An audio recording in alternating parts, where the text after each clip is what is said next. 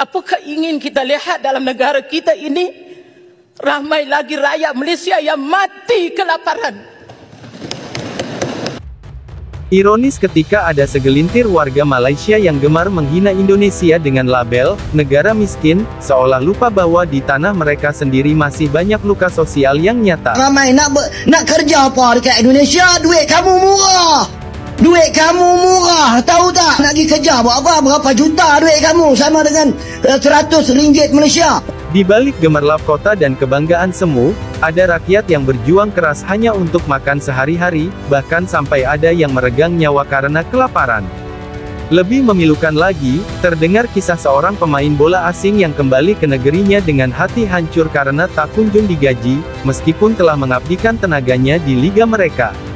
Fakta-fakta ini mencerminkan bahwa kemiskinan dan ketidakadilan bukan milik satu negara saja. Maka, merendahkan tetangga sambil menutup mata terhadap luka sendiri, bukanlah cermin dari bangsa yang dewasa.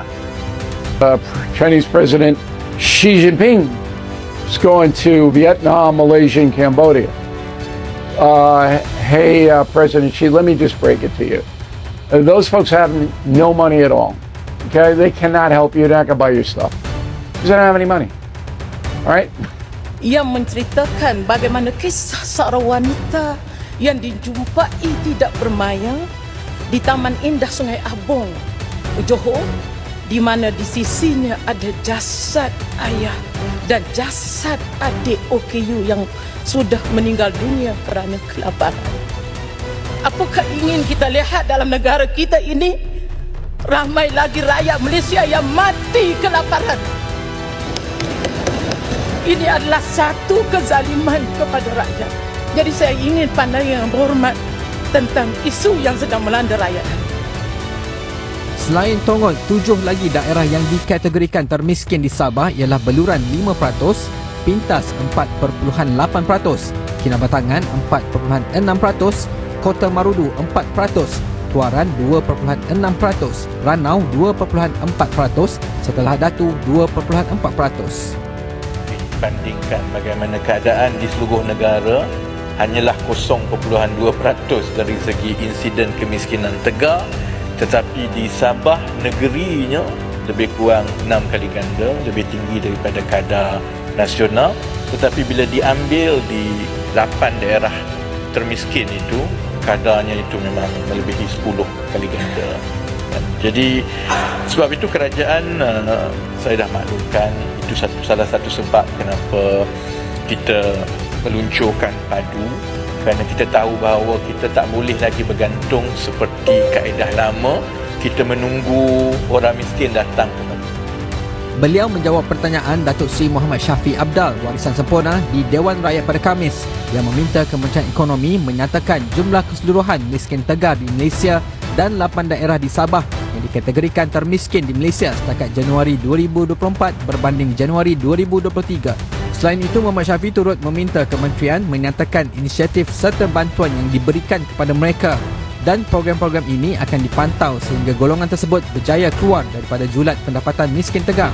Menjawab lanjut, Rafizi berkata langkah jangka panjang yang sedang dilakukan ialah menstruktur semula ekonomi dan menambah infrastruktur di Sabah bagi meningkatkan hasil ekonomi penduduk. Sependek itu, kita sedia maklum sumbangan tunai rahmah, sumbangan asas rahmah, subsidi dan sebagainya itu terus ditingkatkan.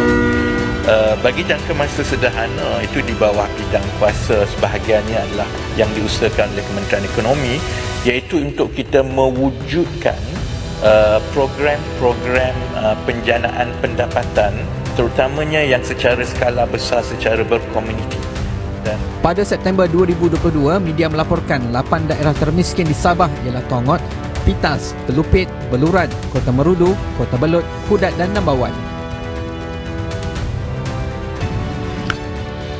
Bilangan isi rumah yang berada di bawah kategori miskin tegar di Sabah ialah meliputi 38% daripada seluruh bilangan isi rumah di seluruh Malaysia, iaitu daripada 18,445 isi rumah seluruh Malaysia, sebenarnya 6,937 adalah di Sabah. Jadi sebab itu kita sedia maklum bahawa daripada 10 daerah-daerah termiskin dari segi miskin tegar sebenarnya 7 di Sabah. Dan berikut adalah senarai insiden kemiskinan tegar mengikut daerah-daerah termiskin di Sabah. Paling tinggi di Tongok 5.9%.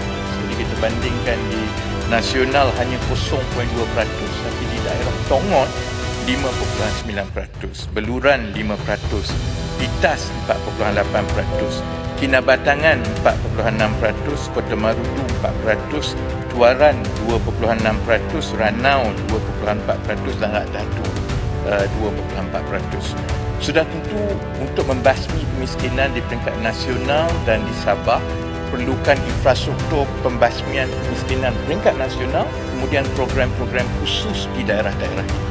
Jadi Tan Sri Yang Ketua, kita sedia maklum bahawa dari segi infrastruktur pembasmian kemiskinan peringkat nasional, beberapa langkah telah pun dibuat yang telah dibincangkan di dalam Dewan ini, termasuklah dari segi mewujudkan pangkalan data bersepadu, memastikan setiap isi rumah. Kemudian kita juga ada program-program untuk menambah pindahan tunai kepada keluarga-keluarga ini daripada sumbangan tunai rahmah yang telah ditingkatkan, kemudian diwujudkan pula sumbangan asas rahmah.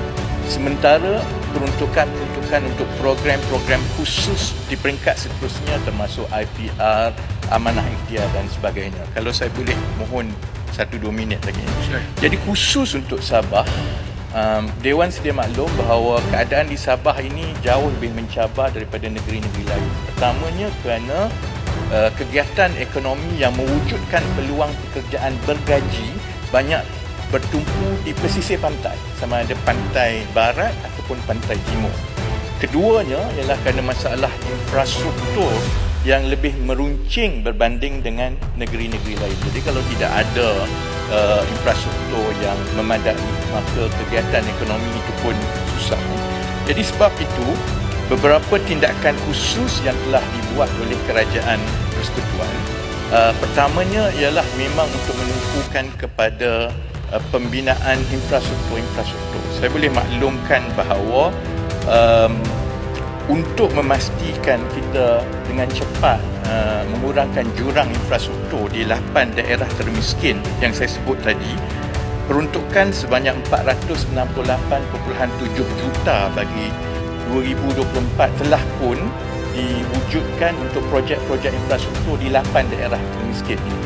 Selain itu, Sabah juga adalah negeri penerima tertinggi and by far tertinggi dari segi peruntukan projek kecil di bawah RM200,000 di bawah inisiatif kemudahan rakyat yang dikendalikan oleh Kementerian Ekonomi. It's almost 40%, lebih kurang 40% daripada keseluruhan projek kecil ini memang ditumpukan kepada Sabah. Dan selain daripada fokus berpanjangan untuk mengurangkan jurang infrastruktur itu, sudah tentu kita ada program-program khusus di daerah-daerah miskin ini, dan yang di bawah Kementerian Ekonomi adalah sudah tentu kita telah melancarkan dan sedang berjalan sekarang inisiatif pendapatan rakyat yang melibatkan pembukaan ladang-ladang pertanian moden di Kota Marudu, di Keningau dan juga sebenarnya di Kinabatangan. Dan tanaman yang diusahakan setakat ini berbeza-beza. Kalau di Kota Marudu adalah nenas MD2 yang akan diekspor, di Keningau adalah tanaman kontan yang boleh dijual, dan juga di Kinabatangan. Jadi setakat ini, untuk saya tutup, tumpuan akan terus diberikan selain daripada pembinaan infrastruktur untuk aktiviti ekonomi, memastikan keluarga miskin Sabah yang dalam miskin tegar itu diberikan tambahan di dalam SDR, SARA dan pindahan tunai yang lain untuk membawa mereka keluar, dan pada masa yang sama menambah lagi projek-projek IPR Intan di Sabah, kerana projek-projek ini menjamin pendapatan bulanan RM2,000 sebulan yang akan selain daripada membantu keluarga itu keluar, ia akan membawa limpahan ekonomi setempat